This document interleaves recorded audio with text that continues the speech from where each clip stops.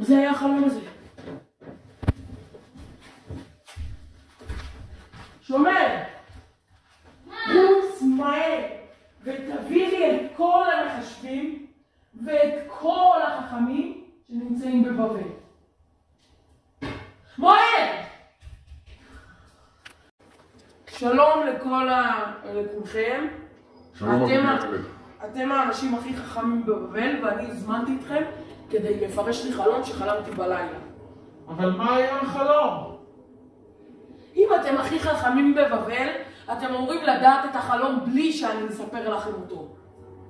אבל עצבנתם אותי, הגעתם מיד לפה, שאומרים, כדאי לכם לבוא לפה מיד.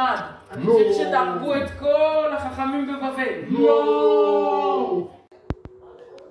שלום. שלום דניאל. אני שמעתי את החלום של המלך ואני רוצה לפתור אותו. אוקיי, תחכה כאן, אני שואל את המלך, אל תעשה בלגן.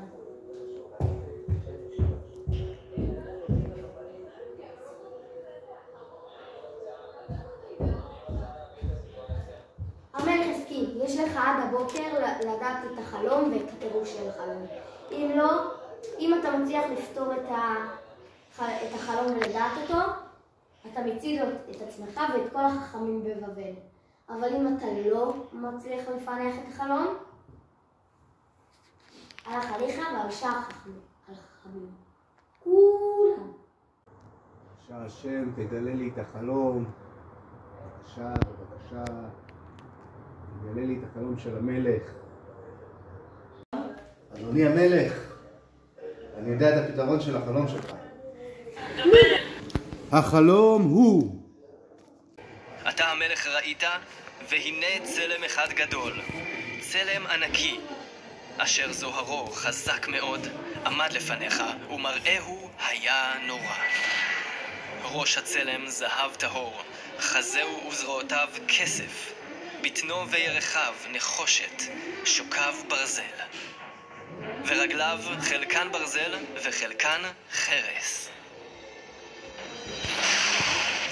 וראית אבן שנעקרה, לא ביד אדם, פגעה ברגלי הצלם, העשויות ברזל וחרס, וחדשה אותה לעפר. ואז נופצו יחד הברזל והחרס, הנחושת, הכסף והזהב. ומה פירושו? הצלם הוא הממלכות החזקות ביותר בעולם, ובבל היא הראש. והאבן היא ממלכה חדשה וחזקה שתטיל אימה על שאר הממלכות. וברגע שהממלכה תפגע באחת, אין דרך חזרה.